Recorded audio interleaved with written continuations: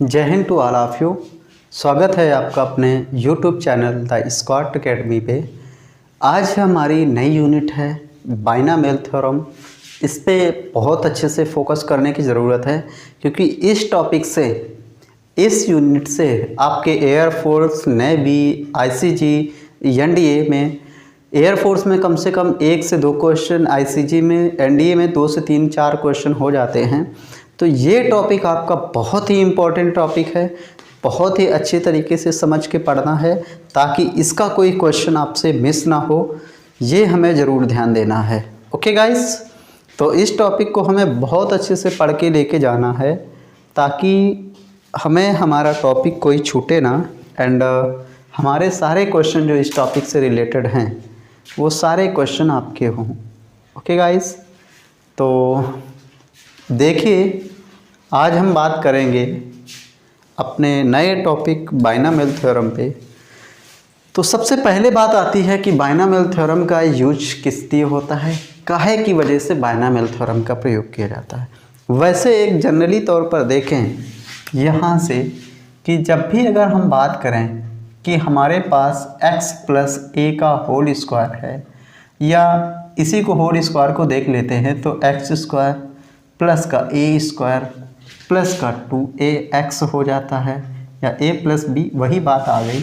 या a + b का whole cube के लिए देखें तो यहाँ से a³ प्लस का b³ प्लस का 3ab या 3a² प्लस 3ab², इस तरीके से देख लेते हैं।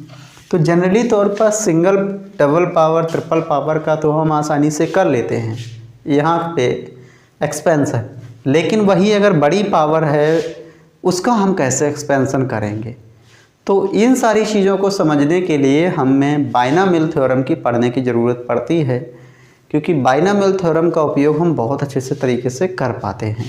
ठीक है, अब यहाँ से जैसे अब हमारे पास 2 पावर थी, जब यह 3 पावर थी तो यहाँ पे हमने टर्म ही देखे, जो पदों की संख्या है यहाँ पे कितनी है, 3 है। यहाँ पे 3 पद, 3 घातें थी तो कितने पद हो गए, 4। तो एक्सपेंशन में क्या होता है कि जब भी अगर जितनी पावर लिखी हो उसमें जो एक्सपेंशन करने के बाद में पद आएंगे, कितने आएंगे, पावर से 1 हमेशा अधिक होता है पद। ओके, तो यहाँ पे 2 पावर थी, 3 पद, 3 पावर थी तो 4 पद आ गए। लेकिन इसी में अगर हमें बहुत ज़्यादा पावर है और उसका एक्सपेंशन करना है तो मैं फिर रिपीट कर रहा हूँ, तो बाइनॉमियल थ्योरम की ज़रूरत पड़ती है। देखिए इनका एक्सपेंशन कैसे किया जाता है, क्या होता है बाइनॉमियल थ्योरम। जैसे अगर हमारे पास x + a की पावर n की जगह पावर कुछ भी हो सकती है, इसका एक्सपेंशन करना है, किस तरीके से करेंगे। ठीक है, तो यहाँ से एक्सपेंशन करना है NC0, x की पावर कितना हो जाएगा n और a की पावर 0।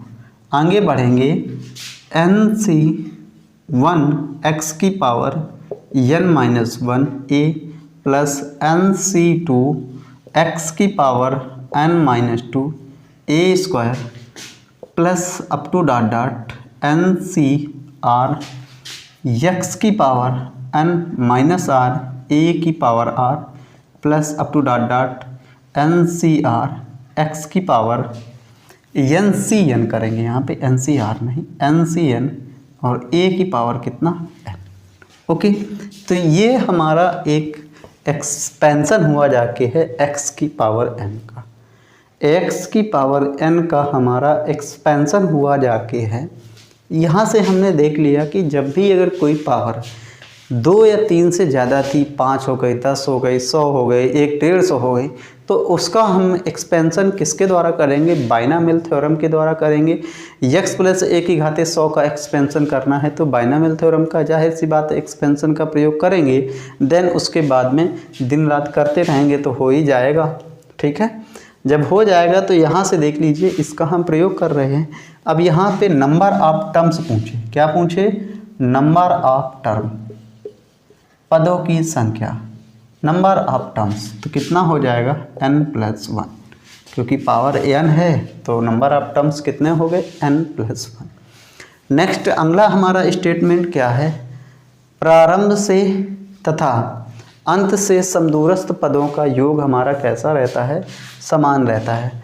प्रारंभी तथा अंत से समदूरस्थ पदों का योग हमारा कैसा रहता है, समान रहता है। तो और यहाँ पे यक्स की घातें एक एक करके घटती हैं तथा ए की घातें एक एक करके बढ़ती जाती हैं। यक्स की हमारी घात n है तो a की पावर 0 है, आगे यक्स की घात 1 बढ़ी है तो a की एक घात, यक्स की एक घात घटी है तो a की घात बढ़ रही है, एक दो घटी है 2 बढ़ रही है, तो यक्स की घातें एक एक घटती हैं तथा a की घात एक एक करके क्या होती है, बढ़ती है।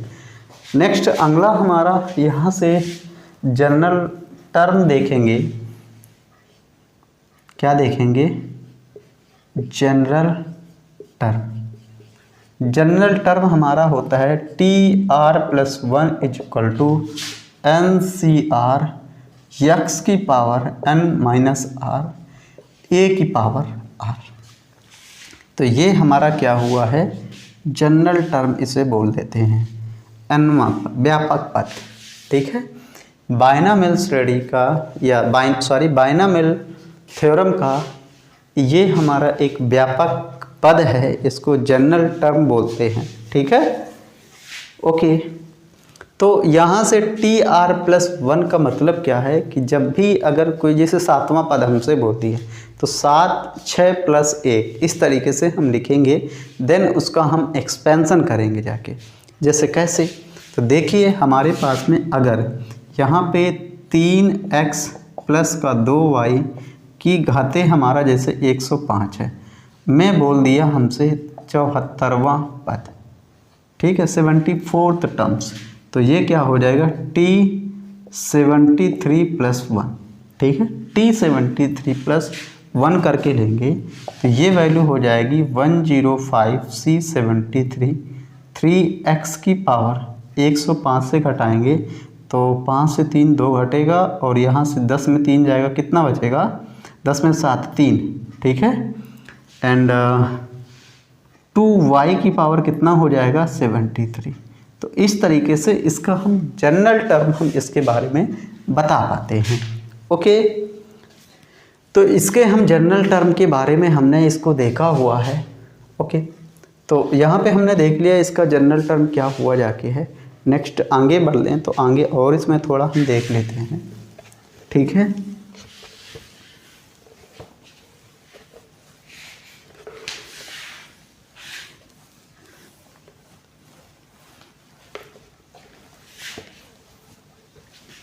जैसे हमें कभी कभार अगर क्वेश्चन दे दे तो थोड़ा और हम चीज़ें देख लेते हैं। जैसे फैक्टोरियल को ओपन कैसे करते हैं, सबसे बड़ी बात, फैक्टोरियल को ओपन कैसे करते हैं। जैसे 5 फैक्टोरियल लिखा हुआ, इसको ओपन कैसे करेंगे, तो ये हो जाएगा 5 × 4 × 3 × 2 × कितना 1। या इसको, इससे हमें कुछ कॉमन लेना है, जैसे 10 फैक्टोरियल हमें लिखा हुआ है तो इसको लिख सकते हैं 10 × 9 फैक्टोरियल। ऐसे भी ज़रूरत पड़ने पर कुछ भी हम इस तरीके से लिख सकते हैं। जैसे 0 फैक्टोरियल की वैल्यू कितनी होती है, तो 1 होती है। 0 फैक्टोरियल की वैल्यू कितनी होती है, 1 होती है। जैसे -2 फैक्टोरियल है तो ये हमारा एग्जिस्ट नहीं करेगा, डज नॉट एग्जिस्ट। ठीक है, does not exist, does not exist. ठीक है, तो फैक्टोरियल जैसे -2 फैक्टोरियल है तो ये हमारी वैल्यू एग्जिस्ट नहीं करेगी। इसी तरीके से कोई फ्रिक्शनल वैल्यू है तो वो भी हमारी एग्जिस्ट नहीं करेगी। r का मान है जो हमारा ये हमारा एक होल नंबर होना चाहिए। r की जो वैल्यू है हमारी होल नंबर होनी चाहिए, 0 1 2 3 4 5 अप टू। लेकिन इसी तरीके से अगर फ्रिक्शनल वैल्यू जैसे ऐसे लिखी हुई है तो ये हमारी एग्जिस्ट नहीं करेगी, डज नॉट एग्जिस्ट। ठीक है, डज नॉट एग्जिस्ट, ये भी वैल्यू हमारी एग्जिस्ट नहीं करेगी। तो इस तरीके से, और ये हमारी, तो मैंने बताया आपको होल नंबर, तो होल नंबर 0 1 2 3 4 5 अप टू ये होते हैं। तो ये फ्रिक्शनल नेगेटिव वैल्यू, तो ये इस तरीके की वैल्यू ये हमारा एग्जिस्ट नहीं करता है। ये वैल्यू हमारा, ये यहाँ पे r की वैल्यू नहीं हो सकती है, इसके बारे में हमने ये जाना है। नेक्स्ट कुछ और इम्पोर्टेंट हमारे रिजल्ट हैं, उनको देख लेना है क्योंकि डायरेक्ट वैल्यू आ जाती है इनसे। तो नेक्स्ट हमारा ये रिजल्ट हमारा जो अगला हमारा रिजल्ट है NCR is equal to NCN-R। ठीक, ये दोनों आपस में कैसे होते हैं, बराबर होते हैं। अगर NCR को ओपन करना है तो ये वैल्यू हो जाएगी n फैक्टोरियल अपान n factorial into n-R factorial. ठीक है, ये हमने कुछ गलत लिख दिया है, ये हमारा r फैक्टोरियल होना चाहिए, r factorial into n-R factorial. Okay, r factorial into n-R factorial. Next कैसे, जैसे अगर हमारे पास में 10C6 लिखा हुआ है तो इसको कैसे ओपन करेंगे, तो ये हो जाएगा 10 फैक्टोरियल अपान 6 फैक्टोरियल, और 10 से 6 घटेगा तो कितना हो जाएगा, 4 हो जाएगा, तो ये हो जाएगा 4 फैक्टोरियल। अगर इसको हमें सॉल्व करना है तो ये हमारा किस तरीके से हो जाएगा, 10 से बाहर निकालेंगे 10, 9, 8, 7 इंटू 6 फैक्टोरियल, और नीचे 4 फैक्टोरियल ओपन होगा, 4, 3, 2 इंटू 1। ठीक है, और नेक्स्ट आगे हमारा 6 फैक्टोरियल है ही, 6 से 6 कैंसिल हो जाएगा, 4 दूना 8 कैंसिल हो जाएगा, 3 त्रिका 9 कैंसिल हो जाएगा, 10 30 या 200 कितना हो जाएगा, 10 हो जाएगा, कितना हो जाएगा, 210 हो जाएगा, 10 30 सत्ते कितना हो जाएगा, 210। तो इस तरीके से हम फैक्टोरियल वाली वैल्यू को सॉल्व करते हैं, ऐसे ही हमें सॉल्व करना होता है। जैसे कभी कभार जैसे ये हमारा लिखा हुआ है 15C12, तो इसी को हम लिख सकते हैं 15C3, ये आपस में बराबर होगा। ओके, नेक्स्ट हमारा जो PNC में हमारा एक रूल है, एक नियम है, पास्कल नियम से बहुत ही हमारा फेमस है। जैसे NCR-1 इज इक्वल टू, ये वैल्यू हो जाती है n से 1 बढ़ जाएगा, और नीचे वाला हमारा जो बढ़ा है उसको लिख देना होता है। तो इसको बोल देते हैं कौन सा, पास्कल का नियम, पास्कल नियम बोल देते हैं, पास्कल, ये पास्कल का फार्मूला बोल देते हैं इसको। ठीक है, अब इसके लिए क्या होता है, जैसे हमारे पास में जैसे लिखा हुआ है 10C3 और फिर लिखा हुआ है 10C4, तो इसको क्या करेंगे, ये हमारा ऊपर से 1 बढ़ जाएगा तो कितना हो जाएगा, 11, और नीचे हमारा एक बड़ा वाला जो हमारा लिखा हुआ, बड़ा वाला लिखा हुआ है, उसको क्या हो जाएगा, 11C4 हो जाएगा। जैसे हमारे पास 10C3 प्लस 10C4 लिखा हुआ है, तो ये वैल्यू हो जाएगी कितनी, 11C4। ओके, तो इस तरीके से इसका हम इस फार्मूले का यूज करके हमने इसको बनाया हुआ है। नेक्स्ट एक क्वेश्चन बहुत ही प्यारा आ रहा है, उसको देखेंगे किस तरीके से करना है। Okay,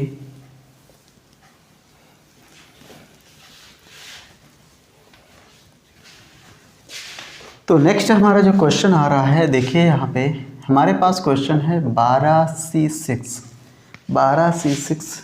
plus 2 into 12C7 plus, ठीक है, 12C8, कितना लिखा हुआ है, 12C8 इज इक्वल टू, इसका रिजल्ट क्या मिलेगा। तो देखिए हमारे पास में 12C6 प्लस का 12C7 प्लस का 12C7 प्लस का 12C8, मतलब क्या था कि ये हमारी वैल्यू 2 बार लिखी थी, तो मैंने इसको 2 बार राइट कर लिया।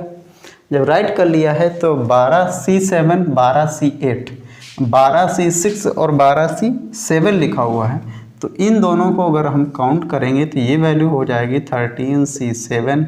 नेक्स्ट आगे हमारा ये हमारा हो जाएगा 13C कितना 8। तो यहाँ से 13C7 13C8 इसका हम रिजल्टेंट जब लिखेंगे तो ये वैल्यू हो जाएगी 14C8।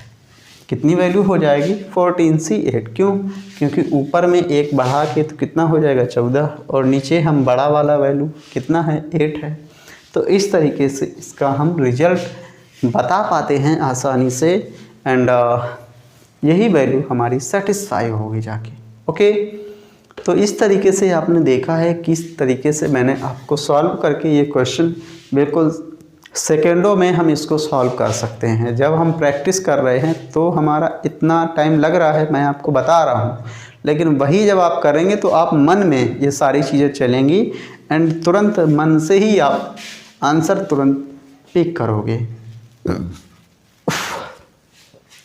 देखिए एक और इसी पे क्वेश्चन है, उसको देख ले, बनाते हैं कैसे बनाएंगे। जैसे इसको हम दूसरे तरीके से, जैसे NCR ये इस तरीके से लिख रहे हैं, तो दूसरा हमारा ये क्वेश्चन है, इसको भी हमें लिखना है। जैसे वैल्यू है हमारे पास CN, R इस तरीके से। नेक्स्ट वैल्यू है 2CN, R। नेक्स्ट आगे वैल्यू है प्लस CN, R+2। ठीक है, और इसका हमसे कह रहा है कि रिजल्ट क्या आएगा।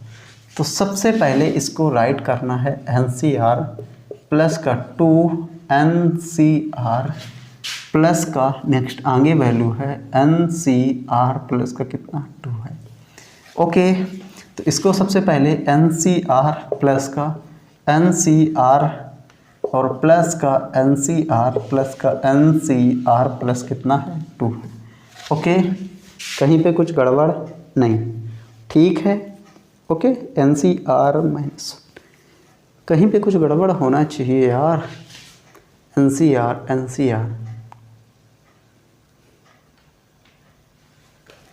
यहाँ पे दोनों एक सेम लिखा हुआ है, तो यार कुछ थोड़ा मुझे गड़बड़ लग रहा है।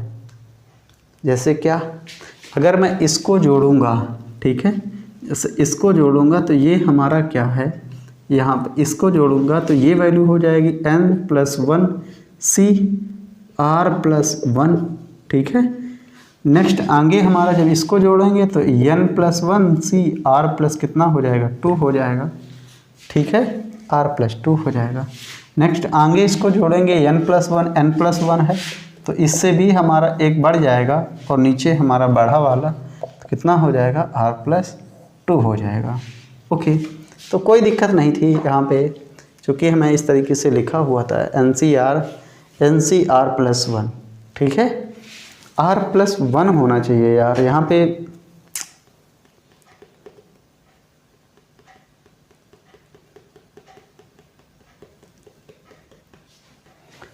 R+1 मैं तो करूँगा, क्योंकि बनेगा नहीं भाई, बनेगा नहीं तो R+1, यहाँ पे R+1, अब ये बन जाएगा, कोई दिक्कत नहीं है।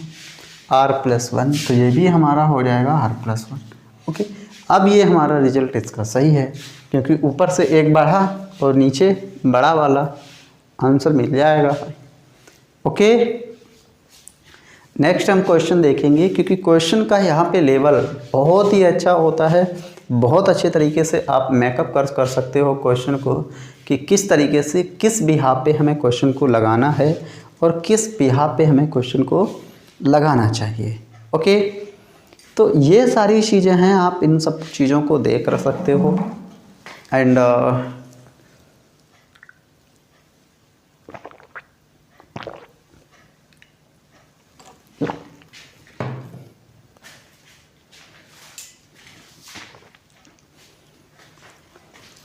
नेक्स्ट आगे बढ़ेंगे।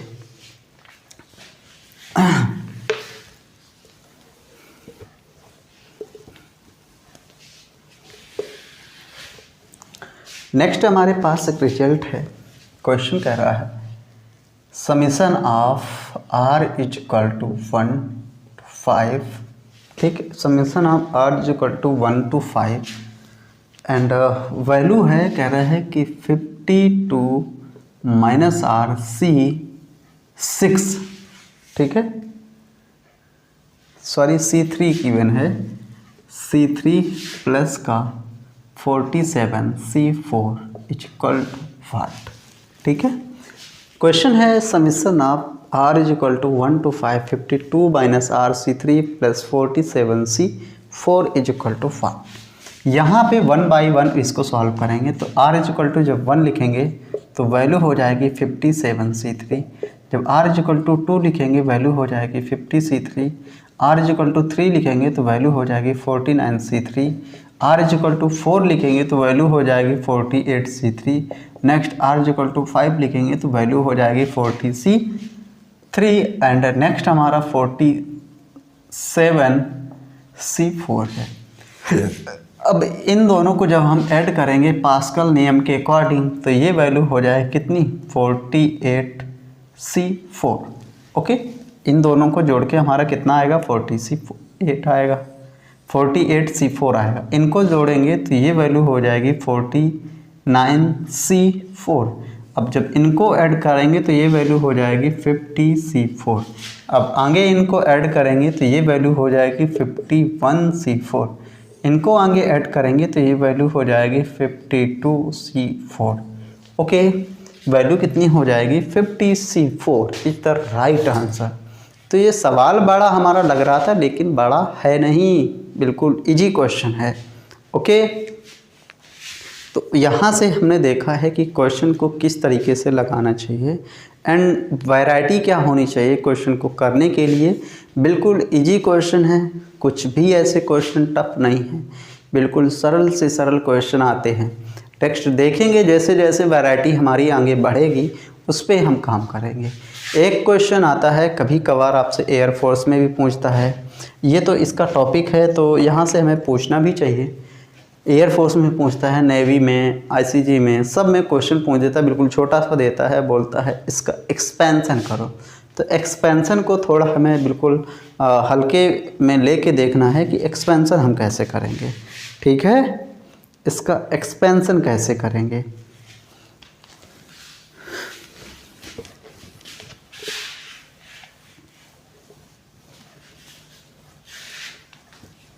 तो नेक्स्ट हम बढ़ेंगे अपने क्वेश्चन पे।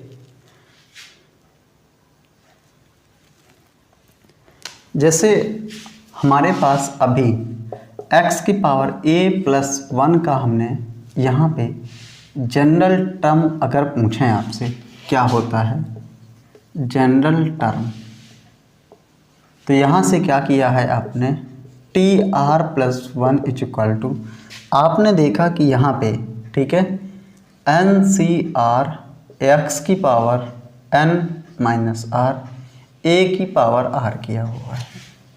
NCR x की पावर n-r a की पावर r फाइंड किया हुआ है।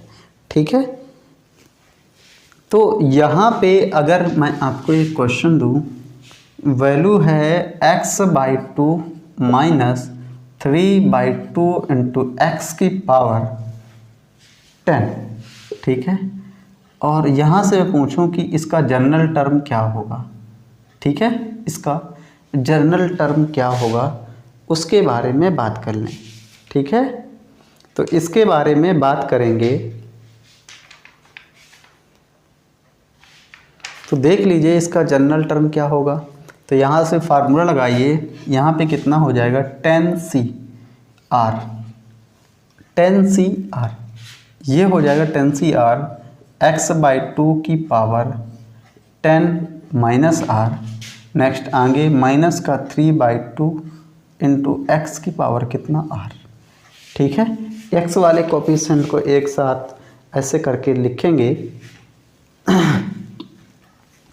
तो यहाँ से वैल्यू हो जाएगी 10CR और ये वैल्यू देखिए यहाँ पे, तो x की पावर को अलग लिखना है, सब अलग अलग लिख के लेना है। वेरिएबल हमारे एक तरफ और कांस्टेंट वैल्यू नॉन वेरिएबल हमारे एक तरफ। तो ये वैल्यू हो जाएगी x की पावर 10-r और ये वाला है x की पावर r है क्योंकि ऊपर ही है ये हमारा।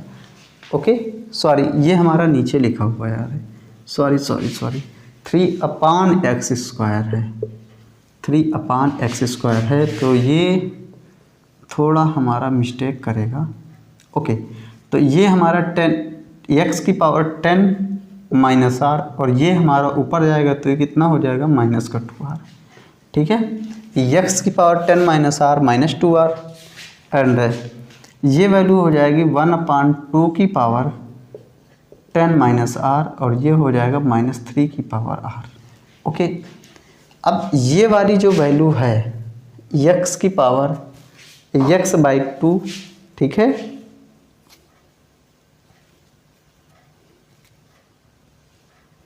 ये क्वेश्चन हमारा सही लग रहा नहीं लिखा हुआ है, ठीक है।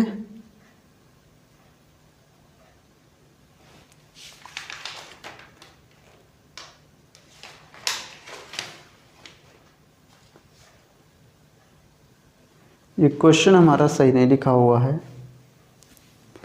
इसको बनाना पड़ेगा। जैसे लिखा हुआ है x/2 - 3/x² की पावर 10 के प्रसार में x की घाते 4 का गुणांक, इस तरीके से बोला हुआ है। के प्रसार में x की पावर 4 का गुणांक पूछा हुआ है, ये हमसे पूछ रहा है, ठीक है।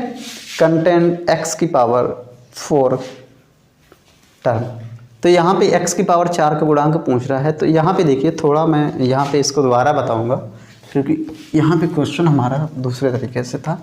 तो जब x की पावर 4 का पूछ रहा है तो मैं पहले बता रहा हूँ, बेसिक बता रहा हूँ, फिर इसके बाद में ट्रिक के लिए बताऊँगा। तो x/2 - 3/x की पावर 10 के प्रसार में x की पावर 4 का कोफिशिएंट पूछ रहा है।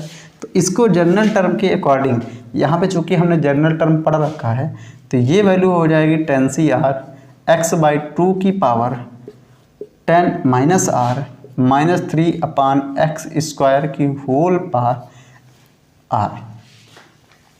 नेक्स्ट वेरिएबल वाले टर्म को हम एक साथ लिखेंगे, तो x की पावर 10 - r, ठीक है। और ये वैल्यू हो जाएगी, x की पावर 2 है, ऊपर जाएगा तो माइनस का 2r हो जाएगा, 1/2 की पावर 10 - r और -3 की पावर कितना हो जाएगा, r।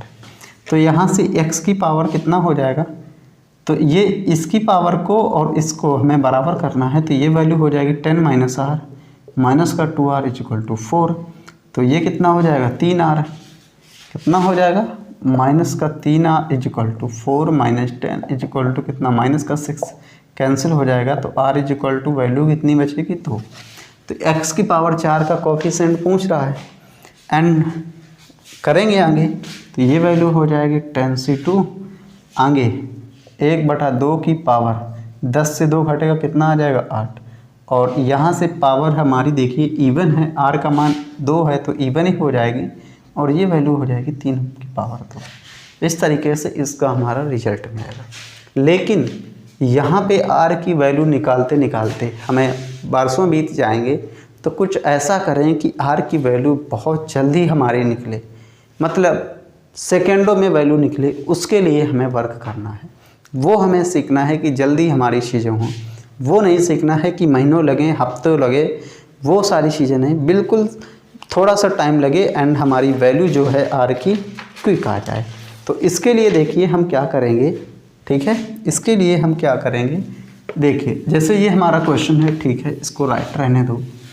जैसे हमारे पास में क्वेश्चन आ जाए, ठीक है, अगर हमारे पास में आ जाए क्वेश्चन ax की पावर p प्लस b/x की power q to whole power n के प्रसार में, ठीक है, प्रसार में x की पावर m का कोफिशिएंट पूछे, गुणांक पूछे, ठीक है। तो उसके लिए यहाँ पे r हम कैसे फाइंड करेंगे, क्या r हमें कैसे फाइंड करना है, ठीक है।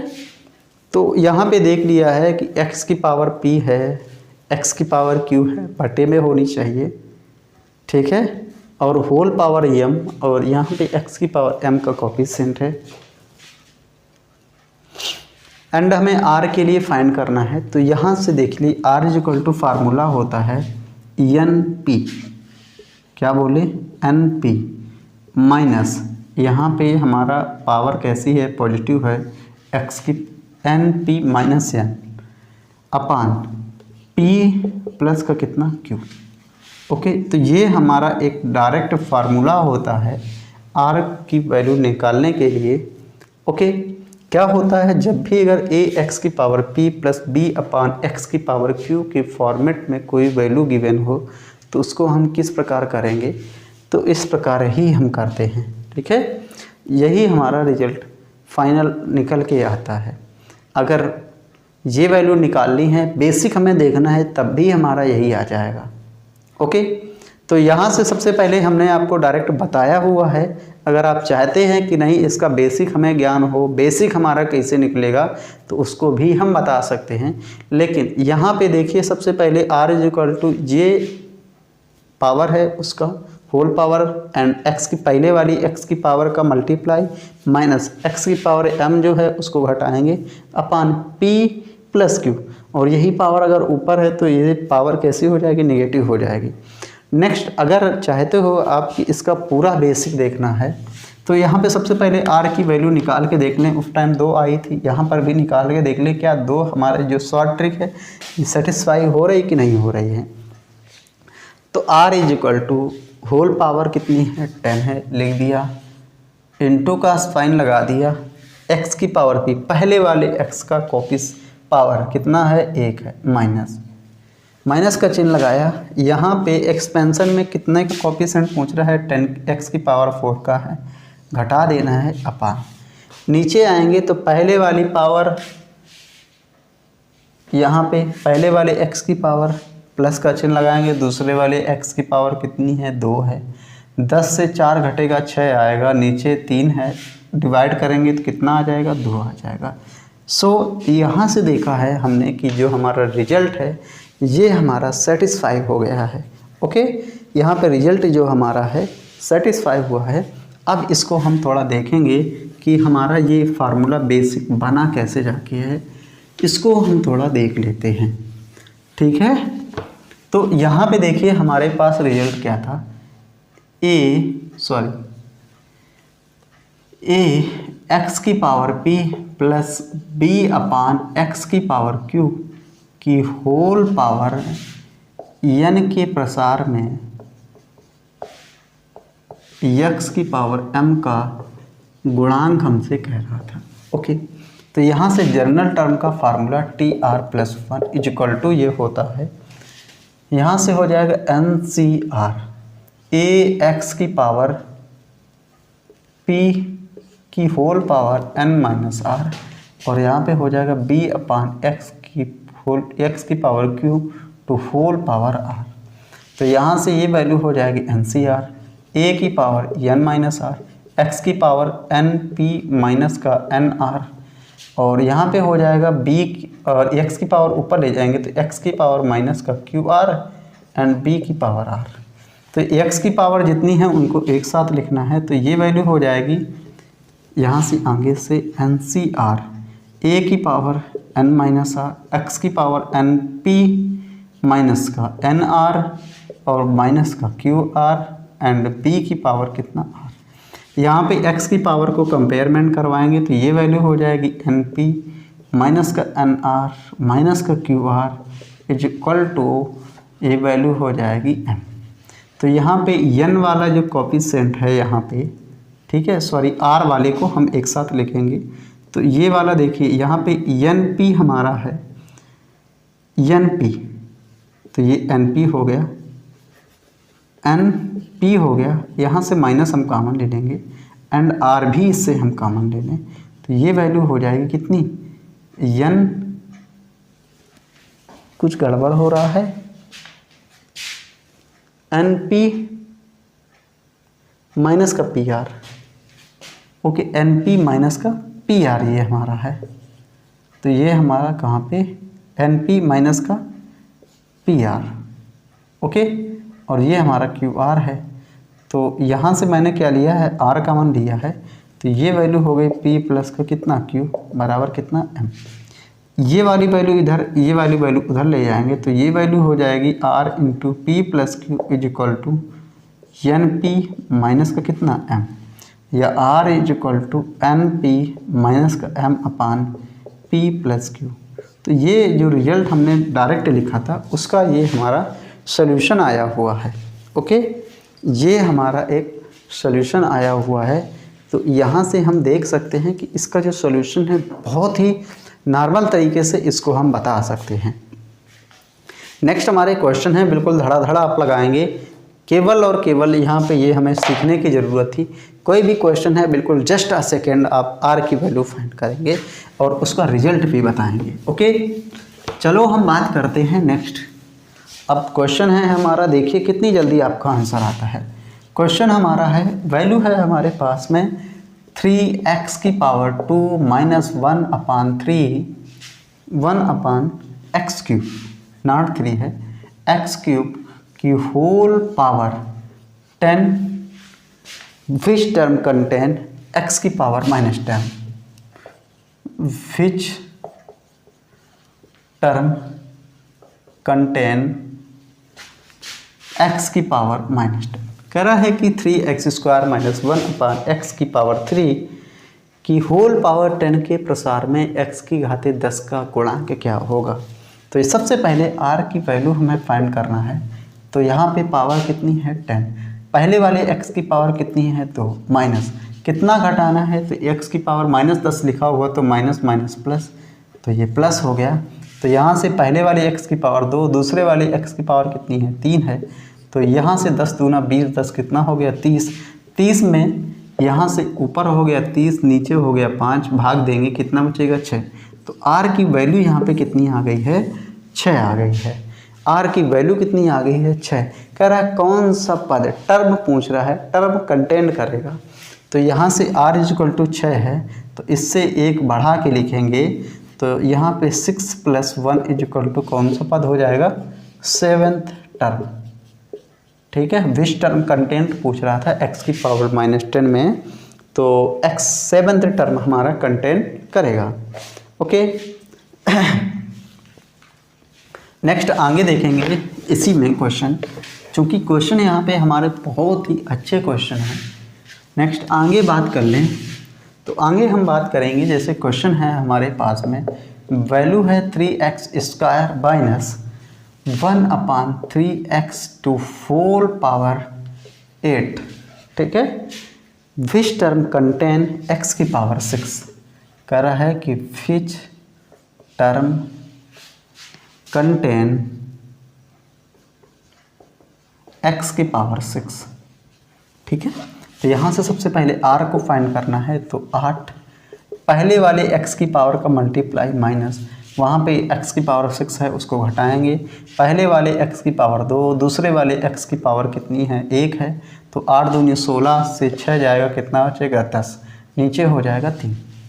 ठीक है, कुछ गड़बड़ हुआ, कुछ गड़बड़ हुआ,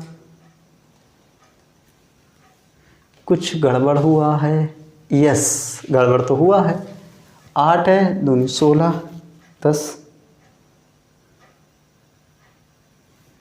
ओ यहाँ पे 18 लिखा हुआ, सॉरी यार, यहाँ पे 18 लिखा हुआ है।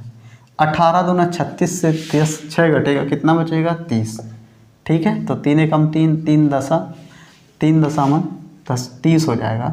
ठीक है, 3 का 3 दशामन 30 हो जाएगा। तो r = वैल्यू कितनी है ये 10, कितनी वैल्यू आई है टर्म 10। और तो यहाँ से अगर टर्म पूछेगा हमसे तो वैल्यू हो जाएगी 10 + 1 = कौन सा 11th टर्म, कौन सा हो जाएगा 11th टर्म हमारा कंटेन करेगा।